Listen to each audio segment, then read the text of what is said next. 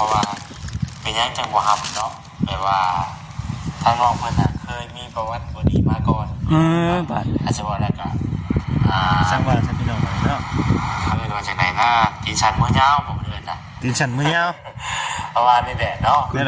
คนบ่เคยมาอยู่ไม่กินสินะพี่น้องเนาะตีนฉันมื้อยาวนี่มันหมายความกูขี้รักบ่กูขี้รักขี้เล่มพุ่นได้บ่จิตเด้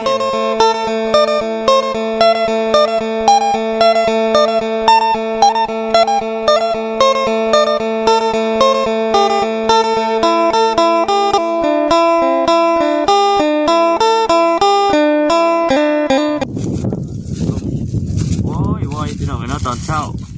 เป็นอีกมื้อที่2เนาะพี่น้องเนาะเอาจังไดก็กราบทักทายสบายดีเด้อก็สวัสดีเด้อพ่อแม่พี่น้องที่กันเบิดทุกคนเนาะพี่น้องเนาะ พบกันคือเก่ามื้อนี้ก็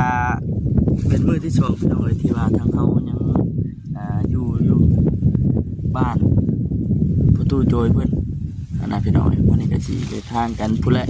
พากันเดินทางเข้าไปในพุ่นแหละพี่น้องเนาะก็พากันออกมาแต่เป็นพักบรรยากาศตอนเช้าก็อยากสิเย็นๆหนาวๆแน่เมื่อวานนี่ก็ลมเบิดมื้อว่าซั่นมื้อนี้สิลมอีกบ่พี่น้องเนาะกำลังสิพากันมุ่งหน้าไปก็เลยแวะกินข้าวก่อนว่าซั่นไปกินข้าวเช้าถ้าทางบ่เสร็จเพิ่นมาก่อนเพิ่นยังลงไปอัน แวะซื้อปูนพี่น้องเนาะสงสัยไปเฮือนประตูโจยเพิ่นนั่นแหละบางทีจะว่ามื้อนี้ก็สิว่าสิได้เดินทางไป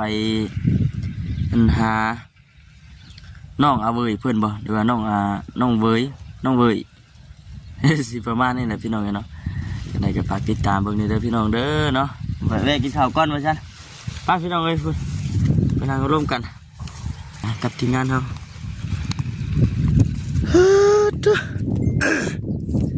ลมพัดเย็นๆนี่ได้สิว่าอันสิว่ากินข้าวก่อนฮะเพิ่งยังน่ะเพิ่งยังทุกข้าวจ้ะยังบ่ดิทุกข้าวบ่ทุกข้าวจังได๋น่ะแล้วนี่เรื่องน้องกันเอาเว้ยนี่แล้วน้องเว้ยนี่แหละ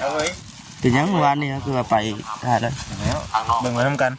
ถ่ายทางคลิปเพิ่นบรรยายเองเนาะประวัติเนาะมีประวัติน้องเพิ่นเคยกินสัตว์เดี๋ยวบันมันได้ใหม่เนาะเอ้ากันไหมกินสัตว์มื้อยาวบ้านจะบ่ฮับนะครับเพราะว่าเป็นยังจังบ่ฮับเนาะแปลว่าทางน้องเพิ่นน่ะเคยมีประวัติบ่ดีมาก่อนบาดอาจจะว่าแล้วก็สร้างบ้านสร้างพี่น้องใหม่เนาะ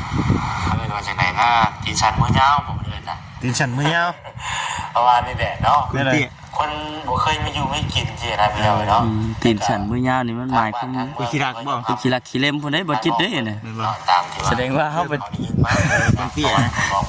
แล้วบ่เป็นทางกันว่าน้องเพิ่นเฮายังเพราะว่ายังตอนนี้เนาะคลิป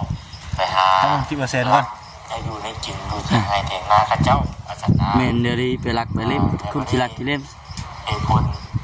เป็นยังน้องจังรักก็ย้อนว่าบ่มีกินน้องเพิ่นบ่มีไผนะบ่มีหม่องเพิ่นบ่มีหม่องพาบ่มีพ่อบ่มีแม่มีแต่ตัวคนเดียวบัดนี้ถามว่าเอาน้องเพิ่นคือบ่ไปรับจ้างก็อันนี้เฮาก็บ่ฮู้น้องเพิ่นนั่นแหละน้องพี่น้อยคือว่ามันขาดคนอบรมแล้วก็ขาดคนเว้าคนบอกคนแนะนำนั่นนี่นะแนวทางให้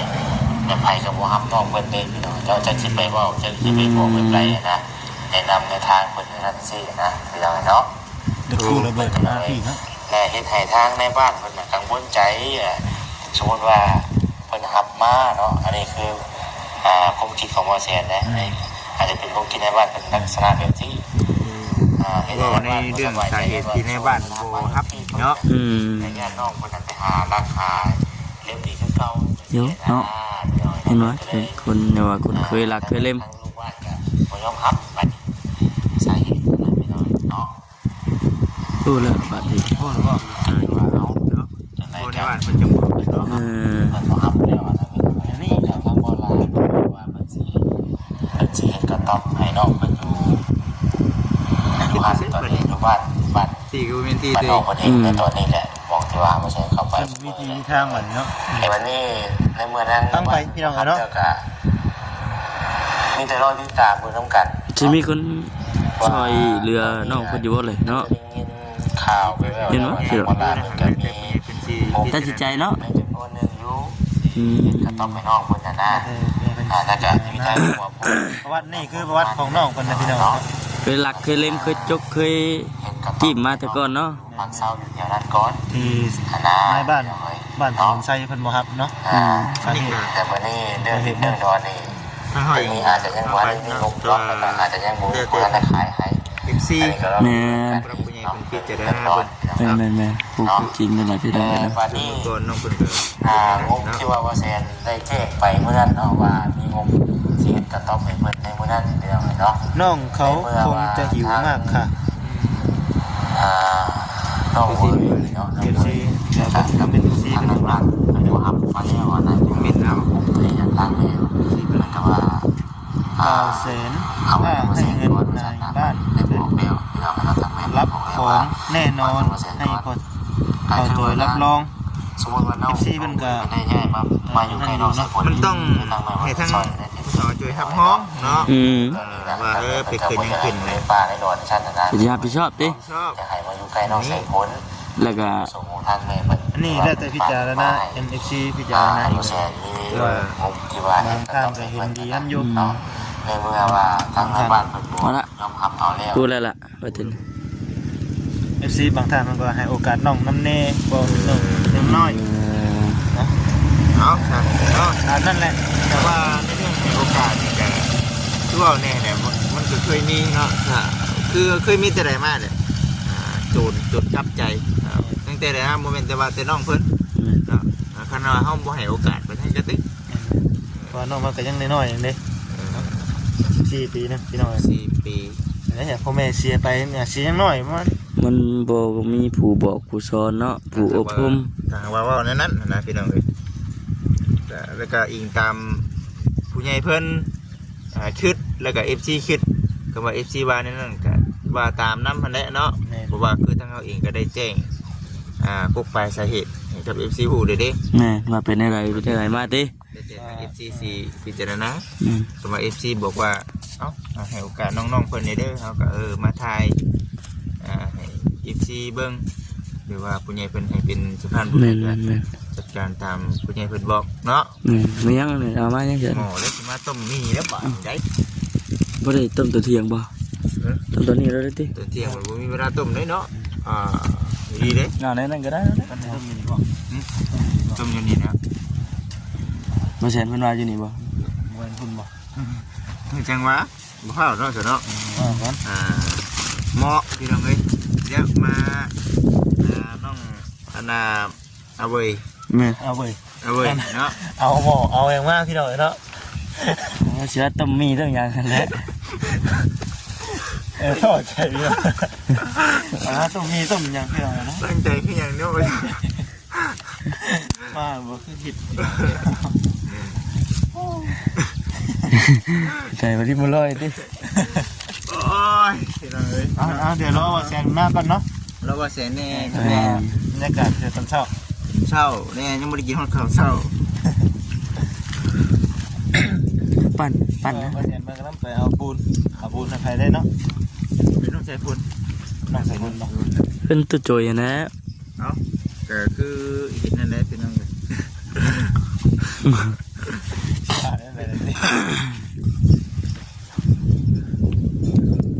ย งดนังเงียดอยู่เนาะ สิมาไปนำกัน ไปถ่ายเลยนะ ฮะ ไปถ่ายบ่ ใช่ไม่ใช่นะกล้องนะ ติดตามเบิ่งน้ำกันเด้อพี่น้องเด้อเห็นว่าเขามาเบิ่งมาชมกันเลย มื้อนี้ว่าสิไปหาน้องเพิ่นอยู่เหมือนทางเบิ่งว่าสิได้ อืม ถึงจังว่าน้องเป็นเราก็สิถ่ายบรรยากาศกับสีได้บังได้ชม ถือว่าน้องเพิ่นกับคนจับจ้องตามองหลายเนาะแต่มาเสียงหน้าได้ให้คนเจ้าเบิ่งก่อนเจ้าคือคนขัง ถ้าไปเบิ่งของตัวเอง มานะเบิ่งในสตูดิโอนั่นเพิ่นเบิ่งคืออะไร พี่น้องเนาะ คือ คน คือว่ากำลังเงิน คนพี่น้องเนาะ เป็นความสนใจของ CU นะ หล ลายคนเยอะเนาะ หลายคนอยู่ เอากะ คิดเบาจะไปเองเหรอ ใช่ พี่น้องครับเดินมา ผู้ใดมาท้ามาหาแล้วเนี่ย ขังคนไว้ในคอกเลย ไปนี่แหละสวัสดีคุณกาบอกว่าสมนักพุทธนั่นแหละมาเที่ยว ถูกพี่เขาสิง เอาก็เอา จนสติแตกถูกจับ เขาก็เอา มัดลามด้วยโซ่ คือว่านักตัวได้ไปเอาไปทางขึ้นทางเว้นเฮ็ดเวียกทางขึ้น เบิ่งไปเนาะเบิ่งไป ขังไว้คือ แล้วแต่ FC เพิ่นพิจารณาเบิ่งวันนี้เฮาเองจะได้มาแล้วก็ว่าสิเข้าไปหาเพิ่นอีกรอบเนาะแล้วก็สิได้เมื่ออยากสิเป็นเว้นแน่บัดนี้ที่ว่ามีเรียกไปนำแน่พุ่นแหละจังๆพี่ถ้าผู้ใหญ่เพิ่นเป็นเจ้าท่านบ่ให้ก็มานี่นะพี่น้องเอ้ย และบ่าย1บ่าย2และเฮาสิมื้อหน้ากลับเนาะ ประมาณบ่ายหนึ่งบ่ายสองพุ่นแหละที่เมื่อกลับแน่บ่ได้เมื่อค่ำปานใดได้ทีนี้ยินข่าวว่าบ่เห็นเพิ่นเว้าเรื่องกุ้งกุตุ้งกุตบแม่นบ่ แม่นปลูกกระต๊อบให้น้องเอาเอ้ยเพิ่น น้องเอาเว้ย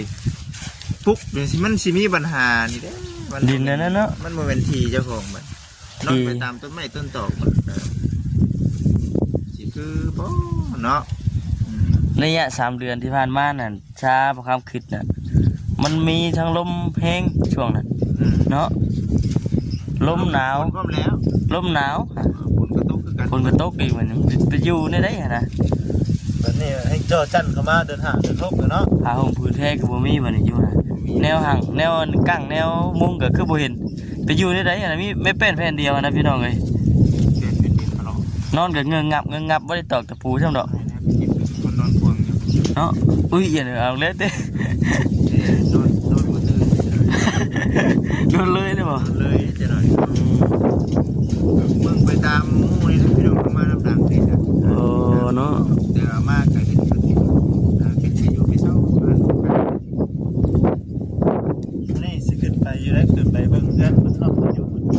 เพื่อนเพื่อนบ่ เมื่อวานนี้ยังไม่ได้ขึ้นเมื่อวานนี้ เพื่อนบอกว่าจังได๋ เอาได้จะน้องมันอยู่ บ้านน้องอันน่ะ เอาเว้ย เอาเบยเนาะ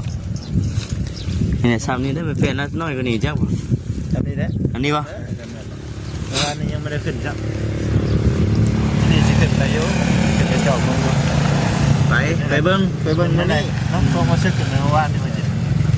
ไปเมื่อวานนี่ก็โอ้เนาะบ่ได้เด้สำหรับบ่จิกคิดว่านี่แต่ว่ามันได้มันหักสิได้อีกคือว่าเนี่ยเนาะถ้าก็มีบ่จิกสำหรับบ่จิกนี่ก็คือว่าเนี่ยต้องเฮ็ดไปตามมันได้ปลูกเครือไปตามเงาไม้เฮ็ดให้มัน ให้มัน เป็นห่างจักเจือ เนาะที่ท่านนั้นมาพาพี่น้อยเนาะ กลัวอีกแล้ว กลัวบ่ ผมพาพี่น้อยยังว่ามีอันน่ะตูบตีบเนี่ย อันนั้นเราเฮ็ดเอง กลัวฮอดอันน่ะนี่ท่านก็พาพี่น้อยเพิ่นแล้วพี่น้องเอ้ย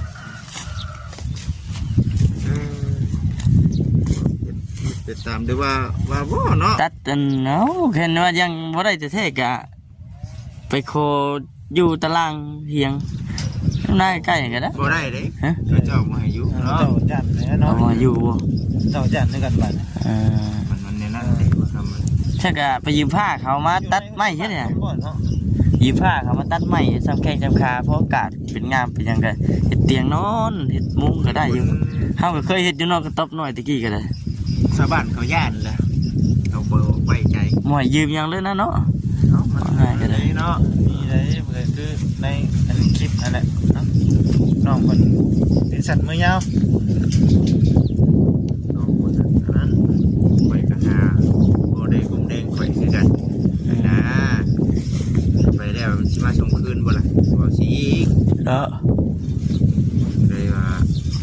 เอาไปซะแล้วท่านว่านี่ก็สิเห็นเนาะพี่น้องเอ้ยเนาะ แม่นบ่มาอยู่บ่แซ่บเนาะกินข้าวเช้าก่อนเด้อพี่น้อง แม่น พากันเข้าไปหาน้องเพิ่นก่อนเข้าไปหาน้องเอาเว้ยก็ถือว่าได้ดูความกับความจริง จริงแล้วพี่น้องเอ้ยเนาะ น้องเพิ่นทำก็บ่ได้เว้าหลายตอนเข้าไปเมื่อวาน แต่สิบ่ได้คุยกันกับตัวน้องเพิ่นเลยนะเมื่อวานนี้ว่าหลายคนคือเห็นนั่นแหละเนาะคนนั้นคนนี้เนี่ย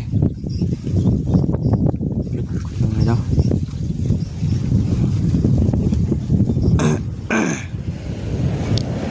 เอ้ยเห็นทางนั้น ติดคลิปของบ่แซนเพิ่นเลยว่าคนกลุ่มติดคลิปของบ่แซนเพิ่นก็เลยเอาว่าซั่นให้กลับให้สิได้เบิ่งนํกันโมเมนต์โอเคมันสิจบคลิปก่อนเด้อบัดนี้นะโอเคสบายดีป้าพี่น้องจังได๋ก็ขอบคุณเด้อ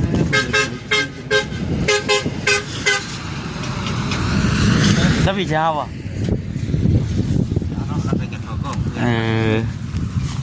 เป็นวัตถุคู่ทุกคนเนาะพี่น้องเนาะที่สามารถกดติดตามรับชมและเป็นกำลังใจให้เราไว้เนาะ